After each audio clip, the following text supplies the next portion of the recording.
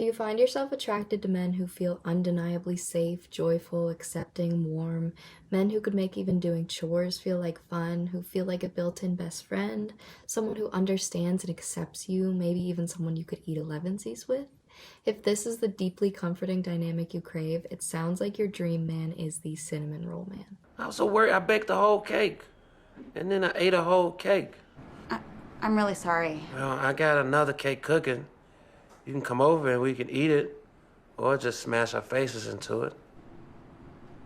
My name is Ingrid and welcome to my channel. Here I make content about psychology, self-awareness, culture, and character analysis, so please like and subscribe if you want to see more of that. I'm so excited to continue this series and explore more about the psychology of attraction and continue with my other videos and character analysis and other stuff. It's really just so much fun to share these and to learn more every single day through making these videos. So anyway, let's get into it. Cinnamon roll men are the men who are undeniably sweet.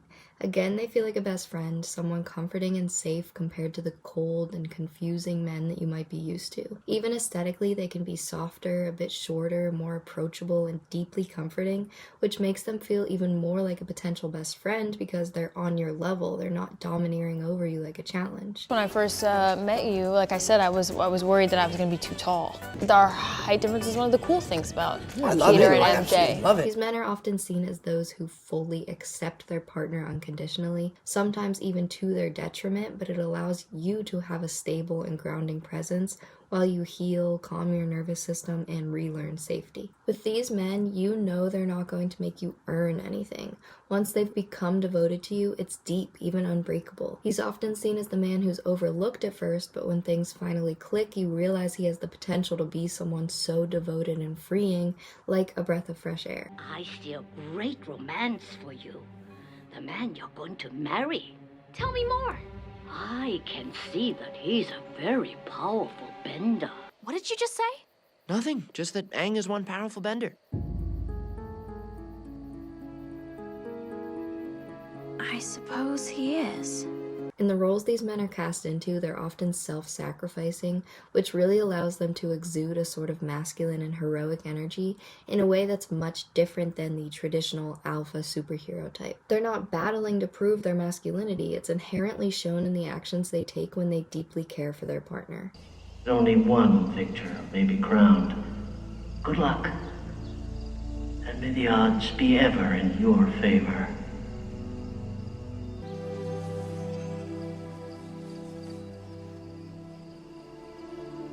Go ahead. One of us should go home.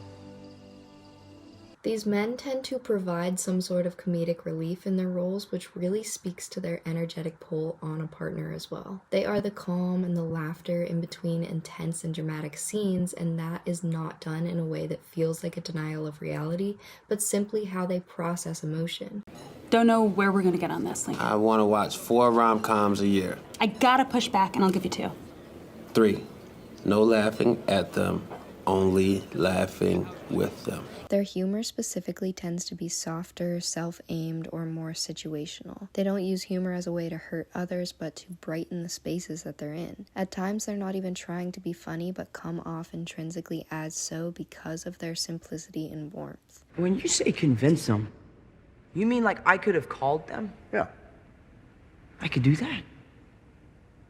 You haven't called the... Well, I mean, I got their letter and I assumed that was... I'm sorry. Are you telling me that you didn't even think to plead your case with them first before you asked me to brainwash the entire world? Well, I mean, when you put it like that, then... They might not be as smooth or share the kind of coldness that some other archetypes have in their humor. Car.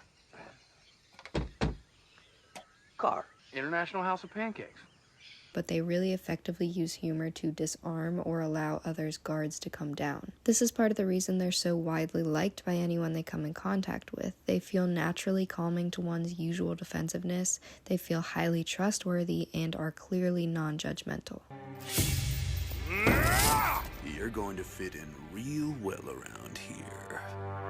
This girl you're talking about, she'll come around. You just gotta hang in there. You think so?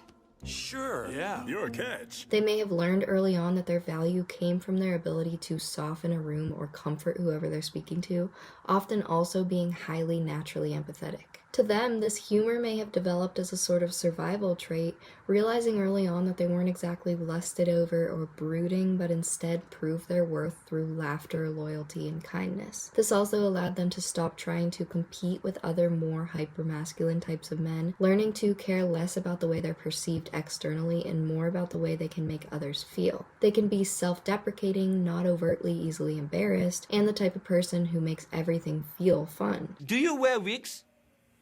No, I do not. Have you worn wigs? No, I have not. Will you wear wigs? Maybe. When will you wear wigs? They often make you feel more relaxed in public too. They're the kind of guy who will sing along to the grocery store music, who will make jokes with strangers, who doesn't care if people are watching. And scraddle-da. Are you embarrassed by this game I've started to play? Okay, it's not elaborate. I can go loud. And there's something freeing about being around someone who's not performing for the outside world, because you know that they're also not performing for you. And over time, that comfort becomes contagious, and maybe you don't take yourself as seriously anymore. Internally, they may struggle with self-acceptance, partly because of how their kindness has been taken advantage of. They carry the pain of all the times they weren't chosen over a hypermasculine man, all the times they were friend-zoned, all the times they felt that their kindness wasn't good enough. And yet, despite that, they often continue to lead with softness because they don't really know how to be any other way. For picking me up, brother.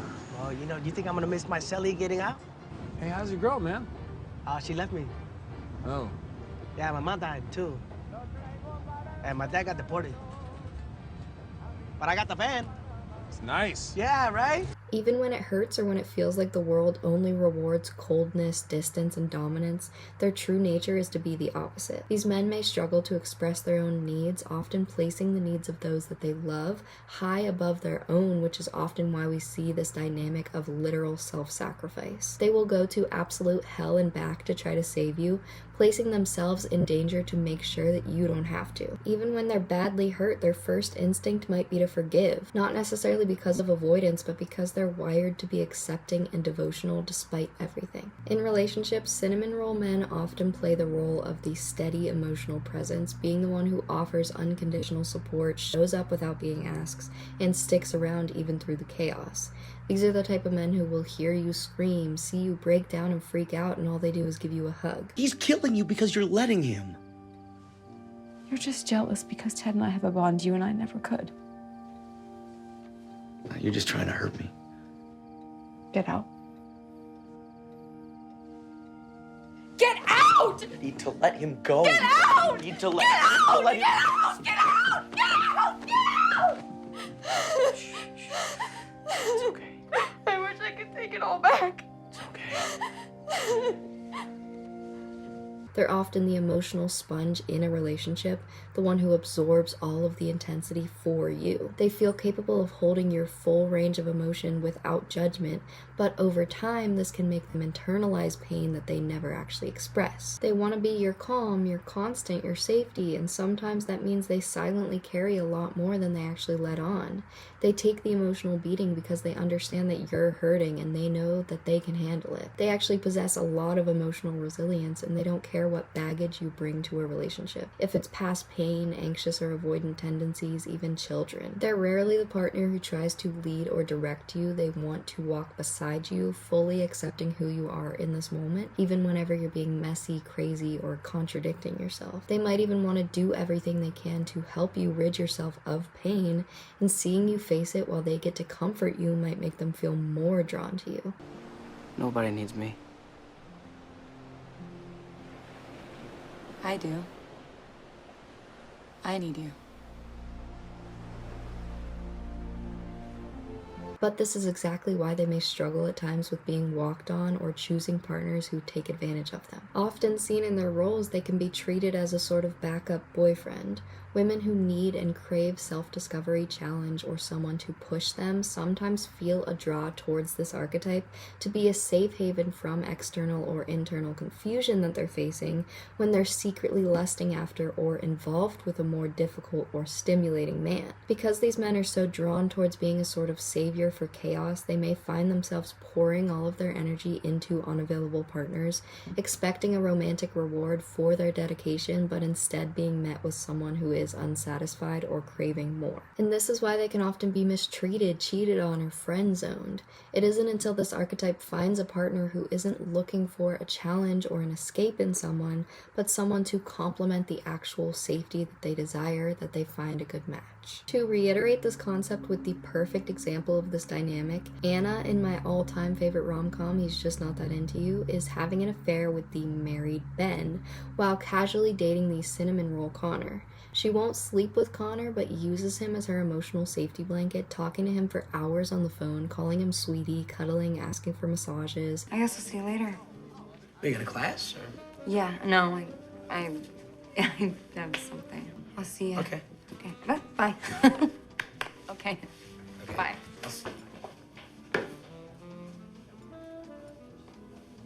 What? It's obvious she won't sleep with you. It's killing me. Literally, I'm dying. Look, I don't know what she's doing. I cannot read her signals. But she still calls. She wants a massage. She leaves cute messages. It isn't until Ben completely fucks her over when she decides, hey, why not give the nice guy an actual chance? This must be what I'm supposed to do because he's here, he's loving, and I can fall in love with him if I try. She convinces herself as her ego craves stability and security to sleep with Connor and immediately feels unsatisfied, as what her true self is actually craving is to be challenged in a way that forces her to grow. That's why for certain people this archetype can feel very stagnating emotionally and sexually, not because these women or men are underdeveloped or they're not secure enough to actually receive love, but because their soul is on a path that craves challenge and fire. No matter how badly they want to fall in love with this archetype because it feels safe and easy, they can't. It's just not for them. And not every woman or man who is drawn to this archetype is emotionally secure. You actually might face a lot of chaos.